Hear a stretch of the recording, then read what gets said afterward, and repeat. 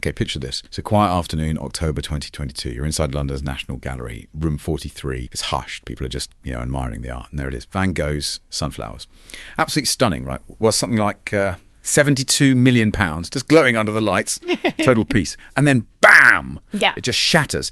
Two young women step up. They've got cans. Heinz tomato soup, and they just throw it right at the painting. Bright orange soup splattering everywhere, all over the glass, dripping down the frame. You can just imagine the gasp from the crowd, right? Total shock. Security runs in. But they're not done. They slap glue on their hands, stick themselves to the wall right under the painting, and then they shout this question loud and clear. What is worth more, art or life? Wow. I mean, those words, they didn't just echo in the gallery. They kind of exploded globally, didn't they? Kicked off this massive debate. Was it just vandalism? An attack on culture? Or was it something else?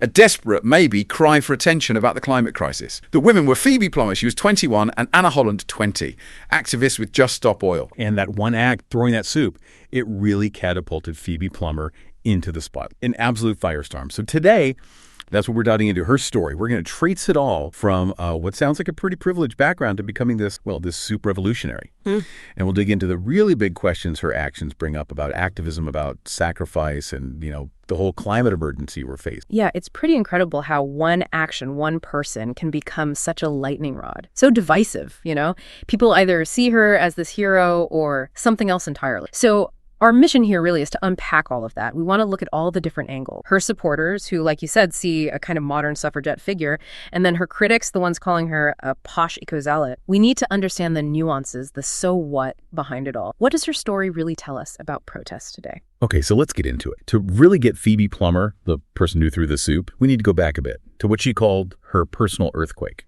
This is 2019. She's 18, living in Chelsea, pretty affluent part of London, and this UN climate report comes out. It's staggering, 1 billion people displaced by 2050 because of global warming. Yeah.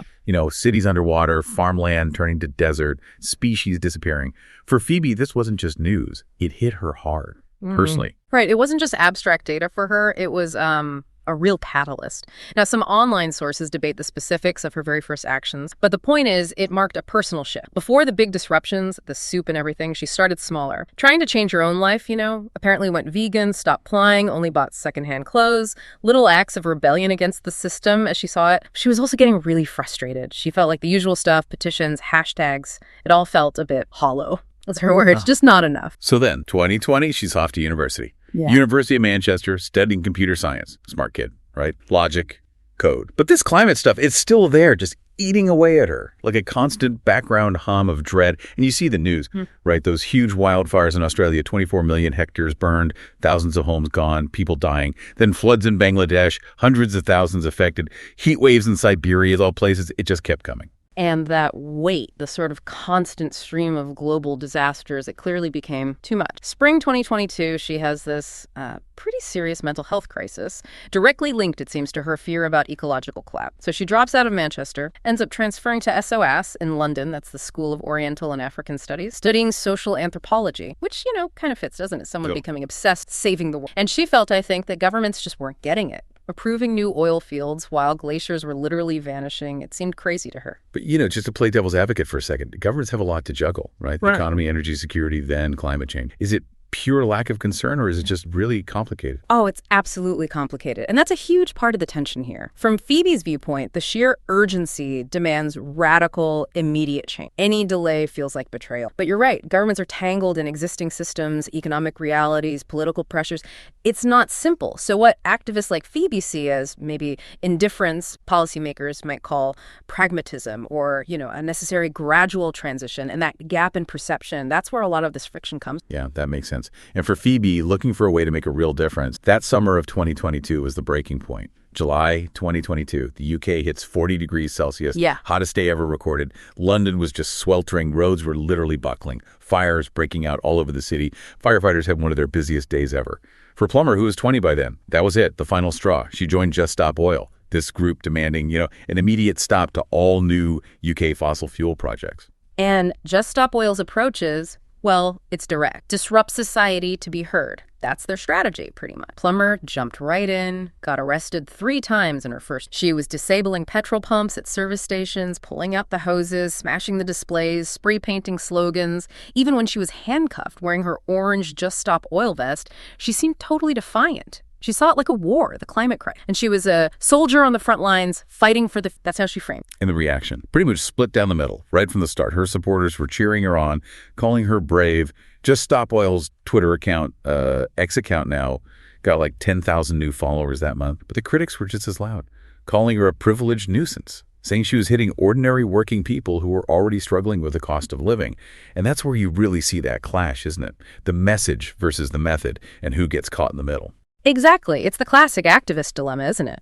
How disruptive do you need to be to get noticed without completely turning off the public you need on your side? For Phoebe, clearly, the long-term threat of climate change seemed to justify the short-term inconvenience to, say, drivers. Which brings us back to the moment, October 14th, 2022, the National Gallery. Around 11 in the morning, Phoebe and Anna Holland, T-shirts on display, pull out those cans of Heinz tomato soup, open them up, and just let fly. Right at the sunflowers. That bright orange liquid splashing over the glass, dripping down the frame. People shouting, filming on their phones, chaos. Then they glue their hands to the wall beneath it and yell out again.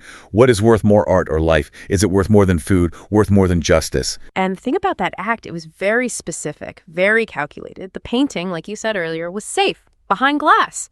But the frame got damaged. Cost about £10,000 to fix, and JSO called that the collateral cost of waking a sleeping society. That phrase, collateral cost, it really sticks with you, doesn't it? It makes you think about what costs are acceptable. It wasn't random. They used this beloved piece of art to symbolize beauty itself, endangered by climate collapse, targeting an icon to show how fragile the earth. And the video of Phoebe asking, are you more concerned about protecting a painting or protecting our planet and people? That just loaded. 1.2 million views on X by that evening, kicked off a truly global conversation. And the split was immediate. Supporters called it creative iconoclasm, said it was brilliant for highlighting UK fossil fuel subsidy. Oxfam put that figure at 80 billions a year. Dazed magazine even made that image of Plummer as the Mona Lisa, remember that? But the critics went just as hard. Poshy Kuzialit, pointing to her background, the £4 million Chelsea townhouse, the fancy boarding school, her identity as non-binary, her queer activism, that all got dragged into it too, became fuel for really vicious online attacks, trying to discredit her and her message. That term creative iconoclasm, it's interesting because it has a history. It's not just random vandalism in theory. It's this idea of challenging or even destroying symbols to make a point, to provoke. Think about the futurists back in the early 1900s wanting to tear down old art, or even Banksy today, right? Using disruption for social commentary. But yeah, the reaction to Phoebe showed just how divided people are on whether this kind of protest actually works or just backfires. And it definitely sparked something. Copycat protests popped up all over. Mashed potatoes on a Monet in Berlin, soup on Vermeer's girl with a pearl earring in Amsterdam, paint shucked at the Mona Lisa in Paris. It was suddenly a trend. And despite the controversy, or maybe because of it, JSO said they raised around £200,000 in donations around that time, even with the legal costs from the soup throwing being about £5,000. Right, so the disruptions carried on, but so did the pushback, legally. By November 2023, Plummer was facing the new Public Order Act. This gave police more power to shut down disruptive protests, and they used it when she took part in one of those Just Stop Oil slow marches on the M25 motorway around London, just walking really slowly, snarling up traffic during rush hour, trying to highlight, I think it was $1.7 billion in new UK oil subsidies. That was her 7th arrest, this time for interfering with national infrastructure. She was actually held on remand in jail for 18 days. Got a 6-month sentence eventually, though the judge later said keeping her on remand was excessive. Those slow marches, they really seemed to hit a nerve with the public, didn't they? Critics were constantly talking about the cost, tens of thousands of pounds in police time, they claim, and framing Plummer as this spoiled brat making life miserable for ordinary working people just trying to get about. It really highlights that conflict, doesn't it? Protest rights versus public disruption. It absolutely does. And it raises that crucial question again, where's the line? When does disruption designed to raise awareness actually become counterproductive? Creates so much anger it hurts the cause. For some, it's essential. You have to break through the noise. For others, it's just infuriating, makes them feel attacked, not informed. And the arrests just kept coming. Number 8 was March 2024. She delivered a letter about climate action to MP Emily Thornberry's house that broke her bail conditions from an earlier arrest. And then, number 9, just days later. This one was almost comical. She tried to deliver a letter to another MP, Wes Streeting, but got the address wrong. Streeting apparently just laughed off the campaign, joked about some poor guy named Assad getting the letter instead. Yeah, those little moments, they can really change the narrative, sometimes in unexpected ways. And then came Heathrow, July 2024. Terminal 5. This was her 9th official arrest, technically. Spraying orange paint on the departure boards, protesting air travel's carbon footprint, about 2.5% globally, right? caused delays for hundreds, maybe thousands of passengers, cost around £200,000 in damage and delays, estimates said.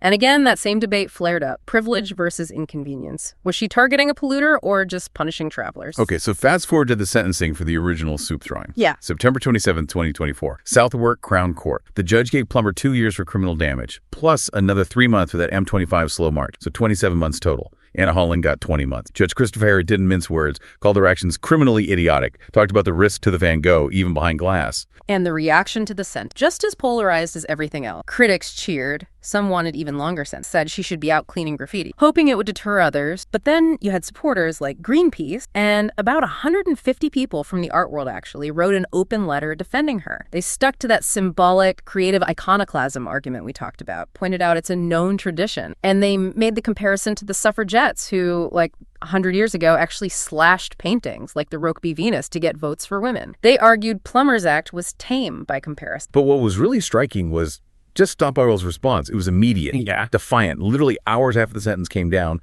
3 other activists went back to the National Gallery and threw soup on 2 more Van Gogh sunflowers paintings. Talk about sending a message. Basically saying, jail us, fine, we'll keep coming back. They really doubled down, didn't they? Expert, what does that immediate pushback tell us? Well, a couple of things, I think. First, it shows JSO is highly organized. They clearly anticipated this outcome and had a plan.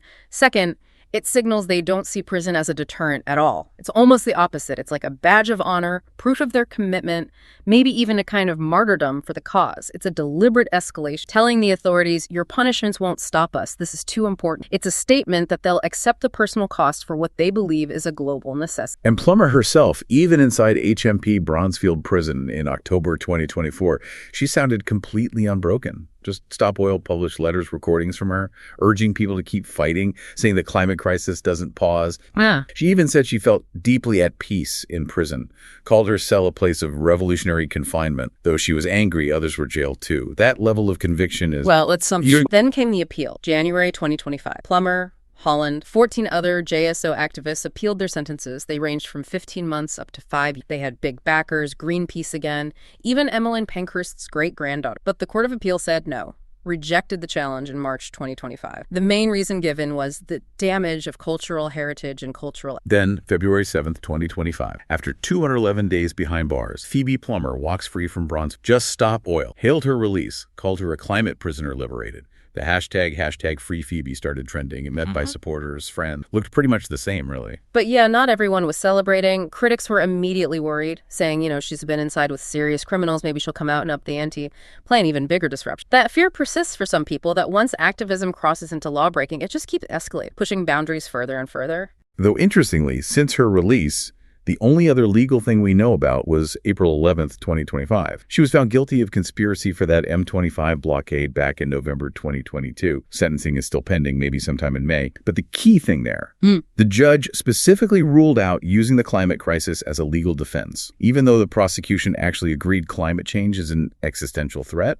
Really shows how the legal system focuses on the act, not necessarily the why behind. And that brings us right back to her why, doesn't it? Which she stated pretty powerfully in her closing speech at that trial. She said something like, scientists predict there soon will be 1 billion climate refugees globally, real people who haven't caused this crisis. We're going to lose their homes, their safety, and possibly their lives. It just hammers home that deep sense of urgency, that conviction that drives her and others like her, the feeling that the stakes are just too high for anything less than radical disruption. So where does that leave us? Phoebe Plummer, it's complicated. It's a real paradox. Yeah.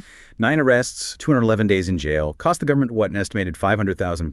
Then there's the £10,000 of the painting frame, maybe £4 million in disruption from the M25 protests, and just wearing down public patience for life. But on the other side, she definitely inspired protests around the world, helped raise about £1 million for Just Stop Oil's cause. Critics see the privileged chaos agent. Supporters see a hero fighting for a planet on fire.